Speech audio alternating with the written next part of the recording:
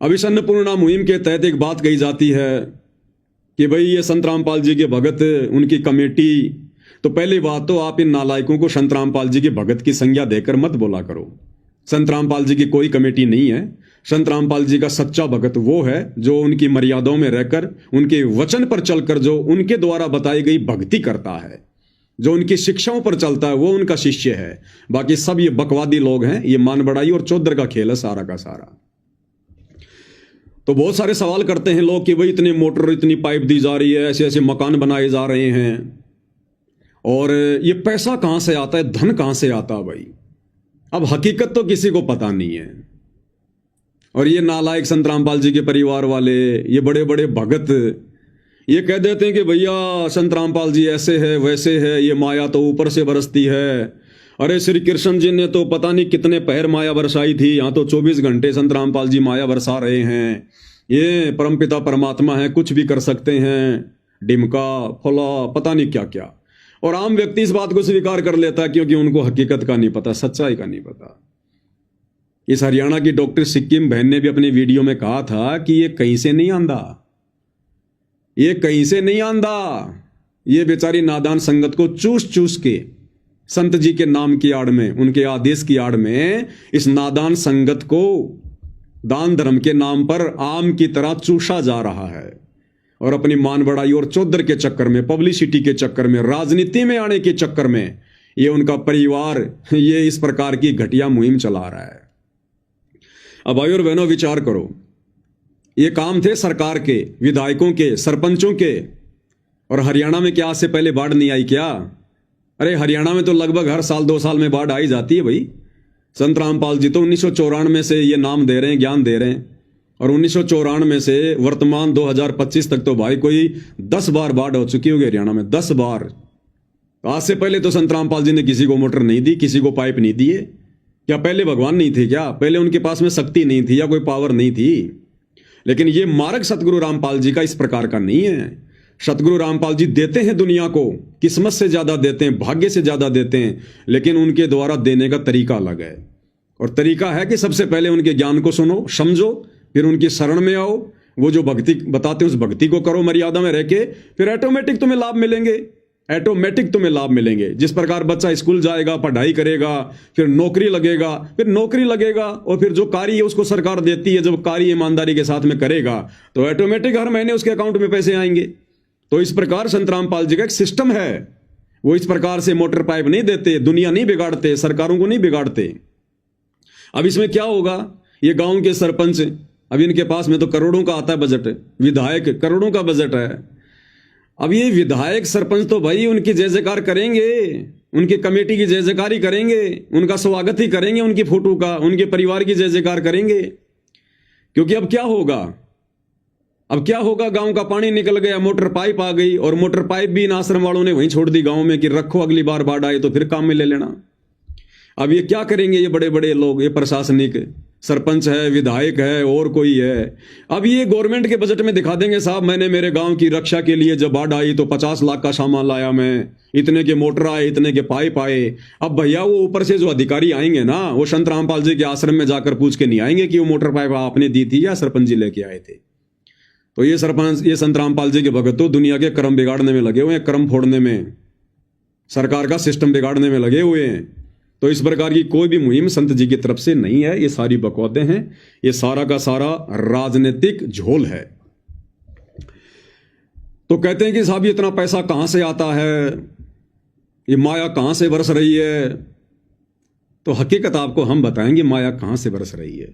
और आज के इस वीडियो में, ये चाहे 2 घंटे का हो चाहे 3 घंटे का हो, यदि आपने थोड़ा सा धैर्य रख के निष्पक्ष होकर यदि आपने सुन लिया, आपके सारे सवालों के जवाब जो कोई भी नहीं दे पाया होगा ऑटोमेटिक आपको मिल जाएंगे, ऑटोमेटिक। तो आपको एक छोटा सा वीडियो दिखाता हूं मैं कि माया कहां से आ रही है। ये अन्नपूर्णा मुहिम एक धार्मिक धंधा है, धार्मिक धंधा। इस अन्नपूर्णा मुहिम को चलाकर संत रामपाल जी के भक्तों को नींबू की तरह पैसों पर निचोड़ा जा रहा है। ये लोग बहुत सारे गांव में जाते हैं मोटर पाइप लेकर। ऐसे ही गांव का छोटा सा वीडियो मैं आपको दिखा देता हूं। ये कोयलपुर गांव है झज्जर का, हरियाणा में, और वहां पर मोटर पाइप वगैरह देकर फिर गांव वालों को एक आदेश सुनाया जा रहा है और वो आदेश कोई संत रामपाल जी का नहीं है, उनके परिवार वाले मनमुखी रूप से लेटर पैड पर लिख लेते हैं और गांव वालों को सुना देते हैं। और गांव वालों को सुना कौन रहा है? सतलोक आश्रम बरवाड़ा की कमेटी का एक मुख्य व्यक्ति बलजीत लहरी, जो कि नरवाना से है, बरवाला में रहता है। और बरवाड़ा में संत रामपाल जी का जो पहले छोटा सा आश्रम था दौलतपुर, उस आश्रम के लिए 1 किला जमीन उसी ने दान की थी। और ये बलजीत लहरी वही है भाई और बहनों जिसकी बेटी का नाम संत रामपाल जी के साथ में जोड़ा गया था इस मीडिया के द्वारा। बेबो, बलजीत की बेटी बेबो, जिसका नाम जोड़ा गया था, ये वही बलजीत है जो अभी ये खड़ा होकर लेटर सुना रहा है।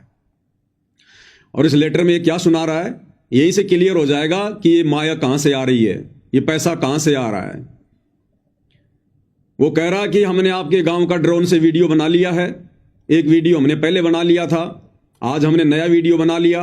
एक वीडियो हम उस समय बनाएंगे जब आपकी फसल लहला रही होगी।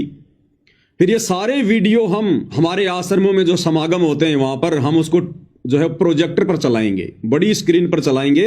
जब आश्रम में संगत आती है, लाखों की समागम होते हैं, भंडारे होते हैं, उस समय हम ये सारे वीडियो संगत को दिखाएंगे, समागम में चलाएंगे, ताकि संगत को यह विश्वास हो जाए कि हमारे दान धर्म का पैसा ठीक ठिकाने लग रहा है, ताकि संगत आगे और ज्यादा बढ़ चढ़कर दान करे।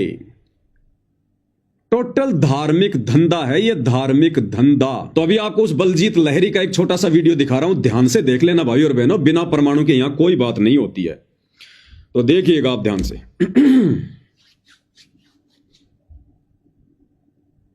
साहिब बंदी छोड़ सतगुरु रामपाल जी भगवान जी की जय।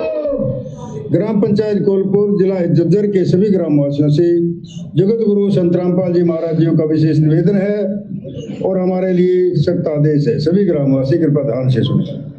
ग्राम पंचायत कोलपुर से निवेदन किया जाता है कि हमारे गुरुदेव जी संत रामपाल जी महाराज जी का हमें आदेश आया है कि जिन गांवों को पानी से निजात पाने के लिए राहत दी गई है उनको यह पत्र दिया जाए और निवेदन किया जाए कि यदि संत रामपाल जी महाराज जी द्वारा दी गई राहत सामग्री से निर्धारित समय पर पानी नहीं निकलता है और इस बार फसल की बिजाई नहीं हुई तो आगे से हमारा ट्रस्ट आपके गांव की कोई मदद नहीं करेगा।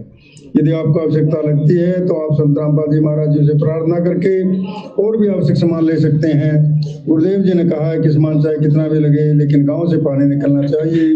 यदि पानी नहीं निकलता है तो इसमें गलती आप लोगों की होगी। हमने आपके गांव के ड्रोन से वीडियो बना ली है, गांव में पानी भरा हुआ है, हम आपके गांव का पानी निकलने के बाद दूसरी वीडियो बनाएंगे। इसके बाद हम एक वीडियो और बनाएंगे जब आपकी फसल लहरा रही होगी। ठीक है जी, हमने ड्रोन से वीडियो बना लिए हैं, एक वीडियो और बनाएंगे जब आपकी फसल खड़ी होगी। उसके बाद फिर हम क्या करेंगे, अब ध्यान से सुनना, पैसा कहां से आता है। उसके बाद हम ये सारे वीडियो जब हमारे आश्रमों में समागम होते हैं, लाखों की संख्या में अंध भगत आते हैं, उस समय हम ये वीडियो बड़ी स्क्रीन पर चलाएंगे, प्रोजेक्टर पर चलाएंगे, ताकि संगत को ये विश्वास हो सके कि हमारे दान धर्म का सदुपयोग हो रहा है, ताकि संगत बढ़ चढ़कर दान करे। अब ध्यान से सुन लो आगे कहां से आ रहा है। इन दिनों वीडियो को हम अपने प्रत्येक समागम में सभी सतलोक आश्रमों में प्रोजेक्टर पर चलाकर दिखाएंगे, ताकि संगत को विश्वास हो कि हमारे पैसे का कोई दुरुपयोग नहीं होता और पता चले कि हमारे द्वारा दिए गए दान से संत रामपाल जी महाराज के आदेशानुसार इतने लोगों को जीवन दान मिला है, ताकि उनका दान करने का हौसला बना रहे, ताकि उनका दान करने का हौसला बना रहे। सुनते जाइए, सेवा करते रहें, ताकि उनका दान करने का हौसला बना रहे और हम आपकी सेवा करते रहें, ताकि उनका दान करने का हौसला बना रहे और हम आपकी सेवा करते रहें, ताकि उनका दान करने का हौसला बना रहे और हम आपकी सेवा करते रहें। तो ये है भाइयों और बहनों माया बरसने का कारण। कहीं से माया नहीं बरस रही है, पाताल से नहीं आ रही है, ऊपर आसमान से नहीं आ रही है।